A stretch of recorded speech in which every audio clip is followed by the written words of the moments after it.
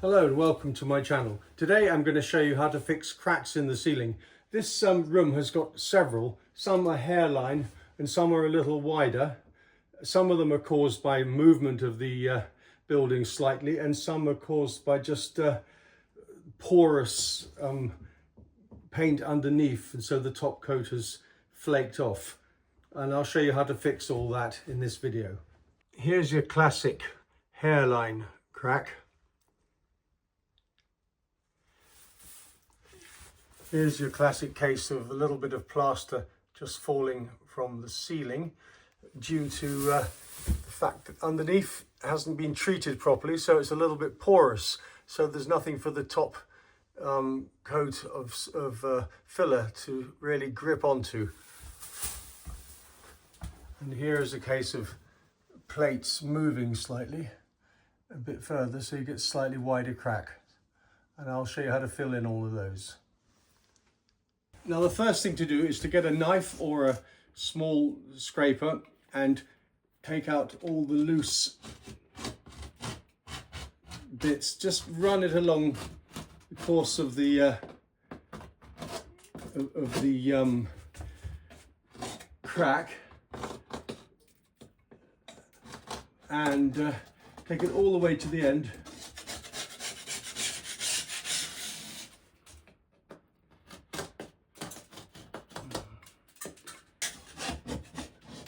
Make sure that you've taken out every single loose bit.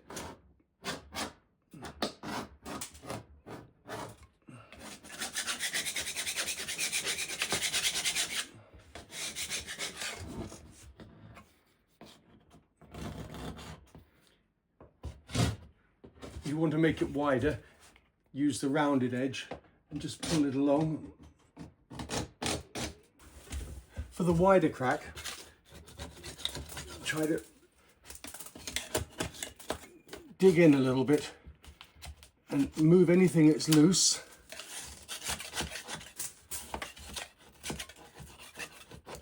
If you want to have a stopping point, just take the knife around it a little bit just to cut anything, so that when you keep on scraping, you don't just keep on pulling off bits of ceiling that doesn't actually need to come off.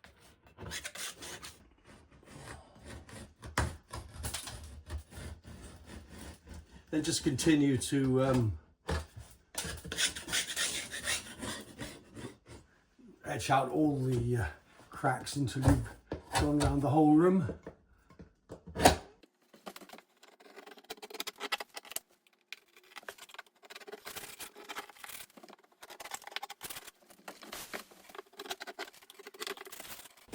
It's possibly a little bit late to mention it, but of course I would recommend when working above your head to use a pair of safety goggles.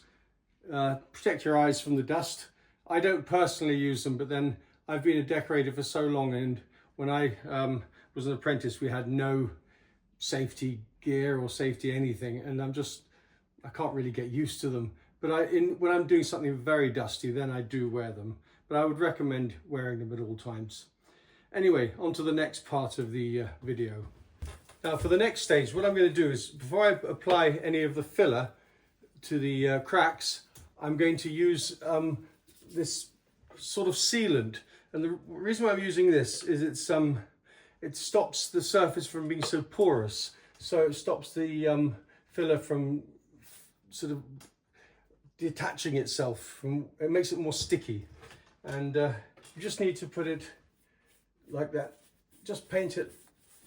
It's almost as a consistency of water, so it just stops the dryness.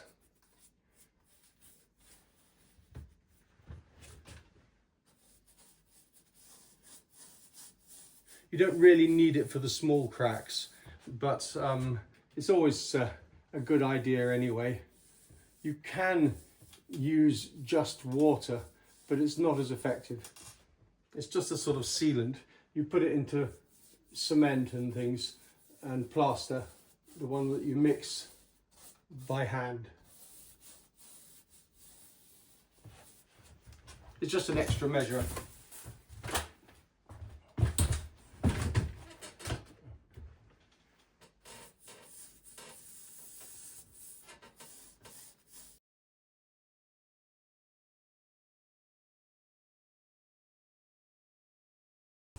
Now it's time to fill. What you have to do is you have to check that the plates aren't loose and that they need screwing in. These are all solid, so I'm just going to fill in the cracks with the joint compound. Otherwise I would put some screws on each side, but these aren't really plates, they're completely different. They're plates, but they're not gyps plates, they're just sort of plates that are already put in the ceiling, and I filled them up. So there's been a little bit of dryness and movement between them. Anyway, now I'm going to fill in the cracks.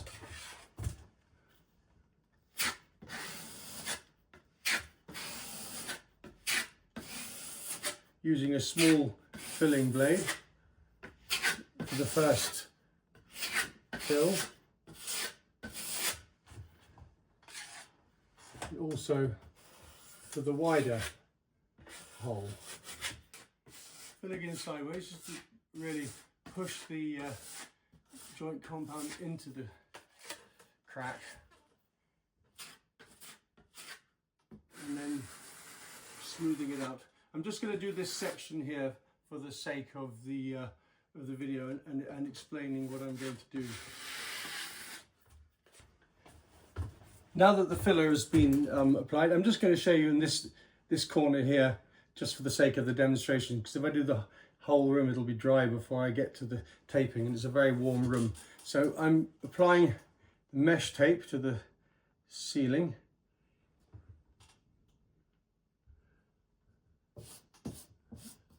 And I'm going to use a pair of scissors to cut the end off. I prefer to use mesh tape personally. It's a matter of choice. Some people prefer to use these paper, but I like the mesh.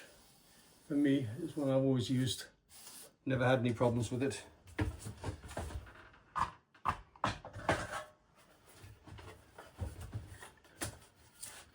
Then push it down with the smaller blade.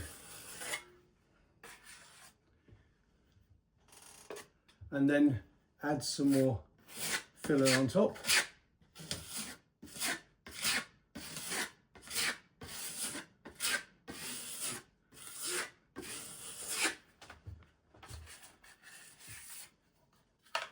And then spread it out with a wider blade.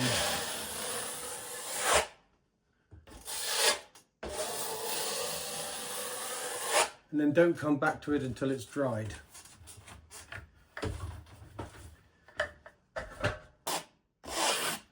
Then just continue until you've covered the whole ceiling, all the cracks. Doesn't take long.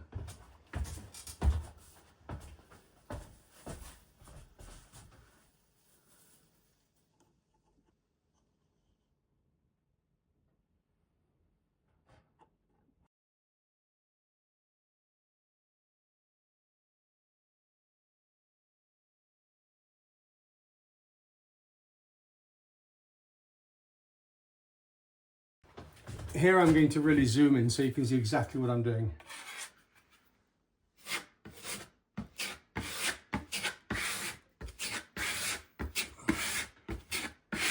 Fill in the cracks.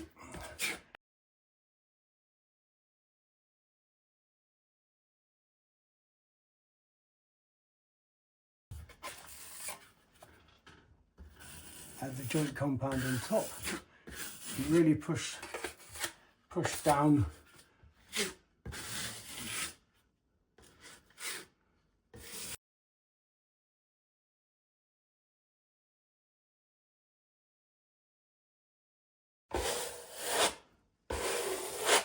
And then don't come back to it again until it's completely dry.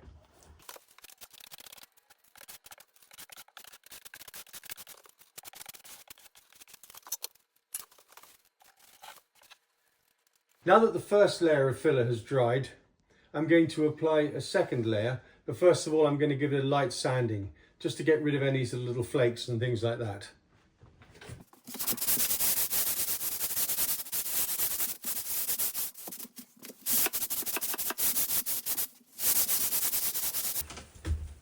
Now for the second layer, using a much wider blade, always make sure the blade is clean, because if you have a dirty blade, you can really mess it up. So make sure the blade is nice and clean.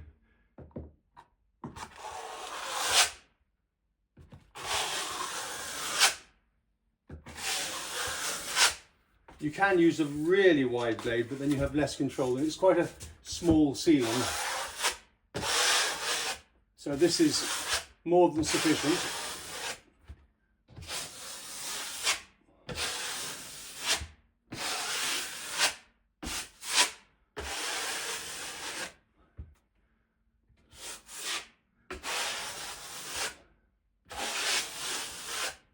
And once you've started, make sure you carry on until you finish. Otherwise you have to wait for it to completely dry, because if you start doing it when it's almost dry, it can sort of destroy the nice smooth effect. I'm using a 9-inch blade, which is perfectly sufficient for this job.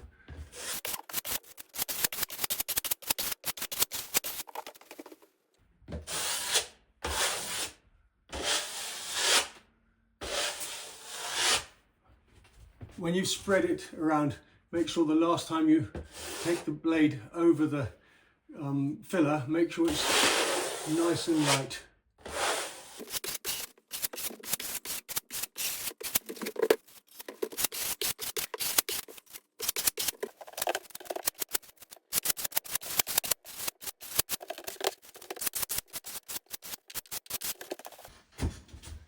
Now that the second layer is done, it's time to wait for it to dry again, which is my favourite part, of course. Take a few hours. I don't think it needs to be done too wide, because it's a fairly flat ceiling.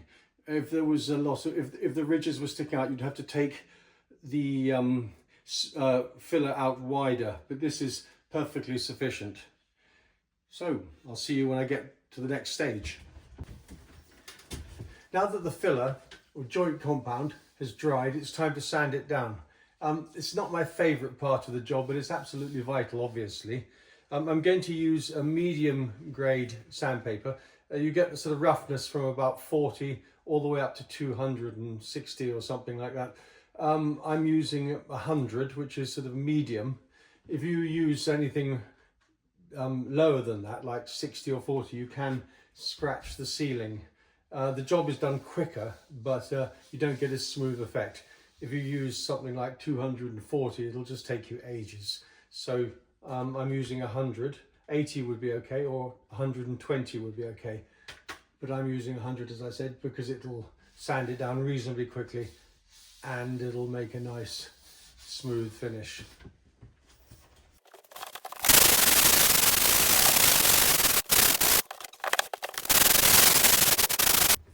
Once you're satisfied that you've sanded the ceiling down enough and it's nice and smooth, which it feels here, it's time to paint the ceiling. But before I paint the whole ceiling, I'm going to paint one time over the filler. It just saves a bit of time later when you're painting the whole ceiling, because this bit, once it's covered, then it doesn't absorb the first coat of paint that you paint when you paint everything. You'll see what I mean when I do it.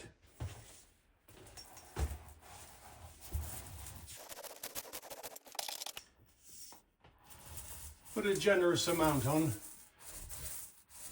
Try and get it as close to the edges as possible, and then feather it out.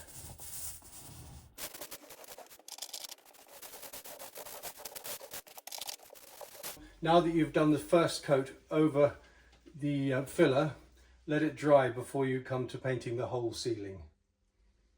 Now to paint the whole ceiling, I'm going to do the edge first with a brush and then roll the rest of the ceiling.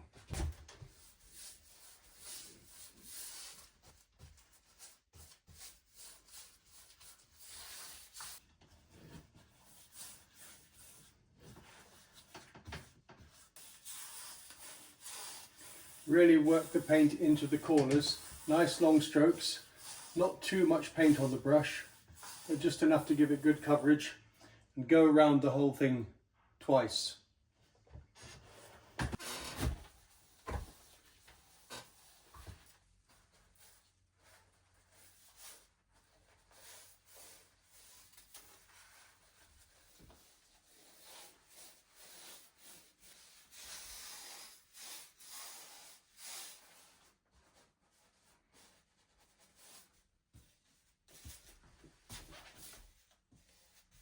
Now for the finishing touch.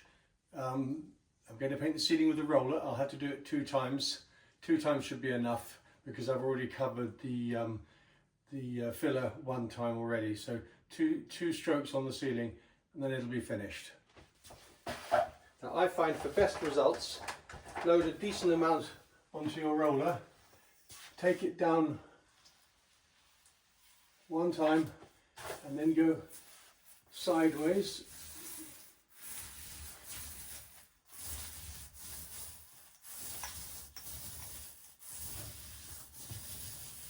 And then, as the same technique as when you varnish a floor, take it that way 1 more time.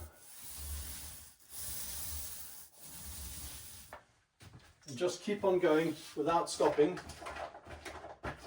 until the whole ceiling is completely covered.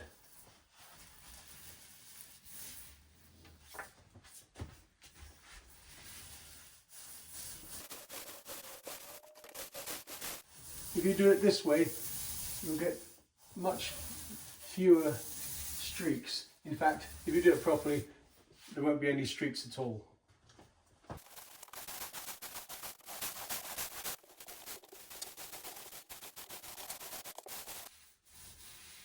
Remember, nice level strokes. Don't put too much pressure on the roller. Just reasonably light, but firm enough that you get a good coverage.